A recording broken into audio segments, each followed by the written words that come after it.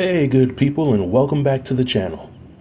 As of today, the movie Deadpool and Wolverine has grossed over $1.2 billion at the box office, and it's the highest grossing R-rated movie ever. Now I don't know about any of you, but one of the biggest highlights in the movie for me was seeing Wesley Snipes' cameo as Blade.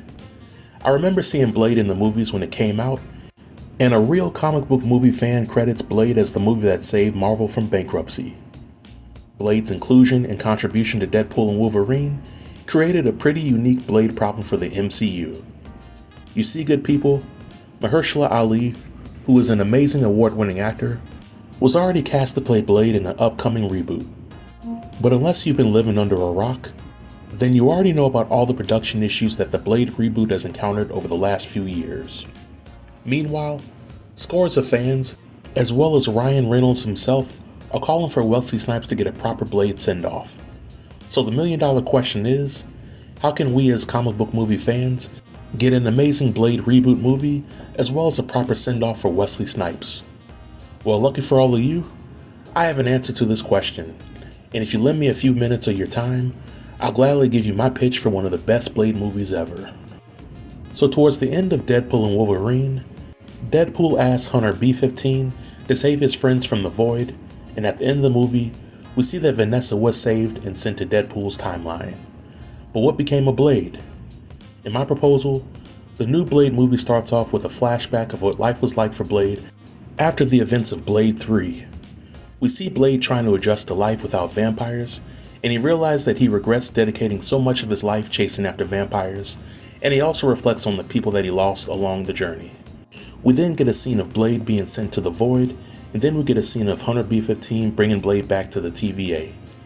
She apologizes to Blade for being sent to the Void, and realizes that Blade is searching for purpose. Hunter B-15 tells Blade about an opportunity to continue his work on Earth 616. In this timeline, a Morbius variant, who will be played by Jared Leto, is a professor at Empire State University. He works with Kirk Connors in the field of genetic mutations, and in a desperate attempt to cure his own blood disease, Morbius had stolen the neogenic recombinator and combined a bat's DNA to use on himself. Morbius's blood disease is temporarily cured, but the experiment has also transformed him into a living vampire. And unlike the vampires that Blade has faced in his past, Morbius is a vampire that can fly, has superhuman strength on par with Captain America, is extremely hard to kill, has some tolerance to sunlight, and he needs to feed daily in order to maintain the human side of his personality. Blade is told that Morbius has turned hundreds of New Yorkers into lesser vampires, and the vampire lord Deacon Frost, who is still alive in Earth 616, has forced the newer vampires to join his club. Morbius in this timeline is not aligned with Deacon Frost, but only he can create the new super vampires whenever he feeds, and his actions are a threat to the sacred timeline. Blade downplays the threat of Morbius because, after all, he's defeated Dracula, and he agrees to go on the mission. But before he's sent to Earth 616, he is told that there are other vampire hunters out there who try to contain the situation and failed. Blade is then sent to 616, where he stumbles across a Morbius-turned vampire that is trying to feed on a human. Blade tries to fight the vampire, but he notices that the vampire is much stronger than he is and can fly.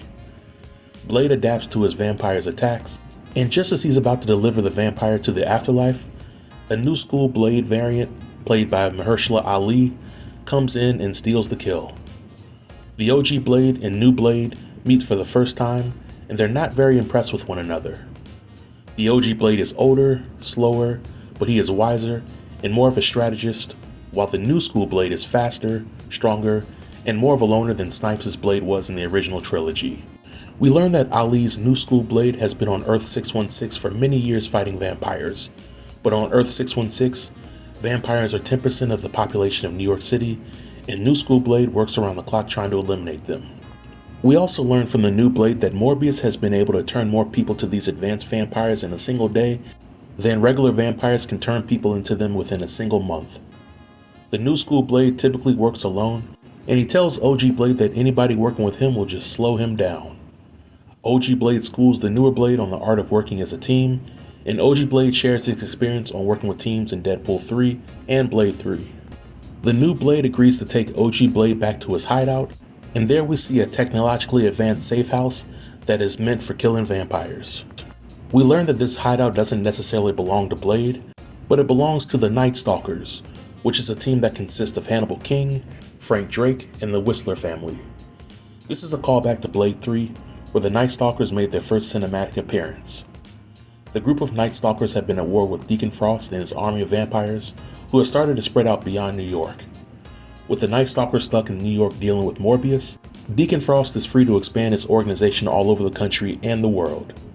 During this meeting, we learn that the new Blade uses the Night Stalkers' resources, but he doesn't see them as equals or as them being on his level. OG Blade recalls how he met the Night Stalkers in his timeline, and he recalls how his Night Stalkers were brutally murdered. The OG Blade then takes some time to talk to the Night Stalkers and tell them about his experience in his timeline.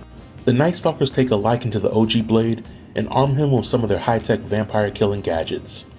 The new Blade is reclusive, and he doesn't like the attention that the OG Blade is getting. We then get some sort of backstory on Morbius. We learn that Morbius has been a single father since his wife died in a car crash. Morbius, in a desperate attempt, wanted to prolong his own life so that his daughter could at least have one parent. But in becoming a living vampire, Morbius has no control over his animalistic side, similar to how Blade was when he was a child and learning how to use his powers.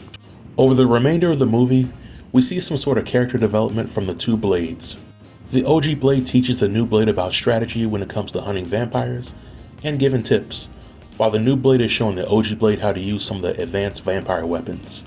As the Blade duo try to track down Morbius' whereabouts, they visit Empire State University and talk to Curt Connors about Morbius, as well as the neogenic recombinator. Connors tells them that Morbius' condition may not have a cure, but all the vampires that were bitten can be cured and turned back into their human form. The Blades will just have to track down Morbius, catch him, get the neogenic recombinator, and bring it back to the university for Connors to help out. This is when we get a cameo from Peter Parker, who is now a student at Empire State University and working with Dr. Connors. Peter overhears the conversation and realizes that he can lend some sort of assistance. The Blade duo tracks down Morbius as he's feeding on another victim. They try to subdue him, but his powers are too much for them to handle, and Morbius easily takes them down before fleeing. The person that Morbius was feeding on quickly turns into a vampire, and we see dozens of Deacon Frost's henchmen come and try to kidnap the newly turned vampire. We learn that Deacon Frost has put a tracker on Morbius after trying to gain Morbius as an ally for the group, but failing. Now Deacon's gang just uses the tracker to kidnap the newly turned vampires and incorporate him into their organization. We get a fight scene with the two Blades facing off against Deacon's vampires, and once the vampires have been dispatched, the Blade duo gains access to Morbius' tracker, and they immediately get a call from Deacon Frost. Frost tells them that he has a host of vampires that are minutes away from attacking the Night Stalkers at their base, and the Blade duo have to make a choice. They can either save their friends and allow Morbius to turn more people into vampires, or they can chase after Morbius and allow their friends to die. The new school Blade wishes to chase after Morbius because he sees Morbius as the bigger threat, while the OG Blade wishes to save the Night Stalkers because he was unable to save the Night Stalkers in his own timeline. OG Blade successfully convinces the new Blade that the Night Stalkers can't be saved and that they should work as one cohesive unit in order to get Morbius. Once the Night Stalkers are saved, OG Blade is able to convince the new Blade and the Night Stalkers that they all need to go after Morbius as one cohesive unit. The Night Stalkers team successfully tracks down Morbius moments after he's feeding, and they subdue him long enough to try to reason with him. Morbius tells them that he doesn't want to hurt anybody, but he can't control his feedings. New School Blade feels that the best way to handle Morbius is to just kill him outright, while OG Blade sympathizes with Morbius the way that Whistler had sympathized with him in his own timeline as a child. OG Blade shares that there might be a way that they can help Morbius. Shortly after that, Frost sends hundreds of his vampire goons, and they come in ready to kill the Night Stalkers and the Blade duo. Joining this group are nearly all of the vampires that Morbius bit in order to feed. With the combined vampire coalition trying to attack the Night Stalkers and the Blade duo, Morbius is untied, and he saves the new Blade from being taken out by a group of newer vampires. We also get a cameo from Spider-Man, who comes in and ties up all of the Morbius' vampires, while the Night Stalkers and the Blade duo take out all of Deacon Frost's men. After the battle ends, Spider-Man reprograms the neogenic Recombinator and is able to turn all of the Morbius vampires back into humans. Spider-Man tries to use the Recombinator on Morbius, but it doesn't change Morbius' condition. Blade then turns to the Night Stalkers to help with tracking down Dr. Jensen. We get a flashback to the end of the first Blade when Dr. Jensen helped Blade develop a better serum. OG Blade finds Dr. Jensen from Earth 616, and he's able to persuade her to develop a serum for Morbius. Once she does that, while Dr. Jensen works on the serum, Morbius is placed into an induced coma. And after her work is finished, it is given to Morbius, and he no longer has to feed on people. Towards the end of the movie, Morbius is thankful for how the Blades helped him regain his humanity amid his genetic transformation. The new Blade has learned a lot from the OG Blade, such as how it is to work as a team, and how it is to work smarter and not harder. OG Blade then comes away from the experience realizing that he is getting older, and it might be time for him to stop being Blade and start being Eric Brooks. The movie ends with Eric Brooks walking off into the sunset. After the movie ends, there will be 2 credit scenes. In the mid-credit scene, we see Mahershala Ali's Blade at the safe house talking to the Night Stalkers about how Deacon Frost has expanded his operations to LA, Miami, and 7 other major cities.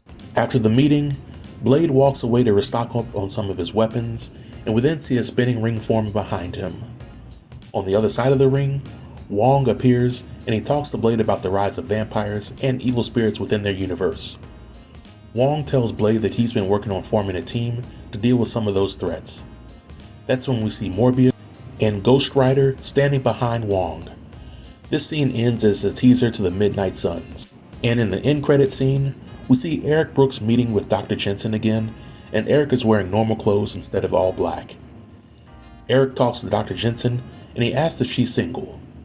She's flattered, she responds that she is, and she tells him that she got a sense of deja vu when she met him a few days ago. Eric responds that if we have met before, then I definitely can't miss out on this opportunity to talk to you this time, with a smile on his face. As they walk off together, Blade breaks the 4th wall by turning to the camera and saying that this was a much better ending than Blade 3. So there you have it, folks. This pitch is far from a perfect pitch, but it is a way to give Wesley Snipes a proper played send-off while giving Mahershala Ali's Blade a proper introduction to the MCU. But I'd like to know what you all think about this. Do you like this kind of Blade movie, or do you think that it's not that good? Feel free to leave all comments below and I'll respond to everybody. Until next time, stay tuned and stay safe. Peace.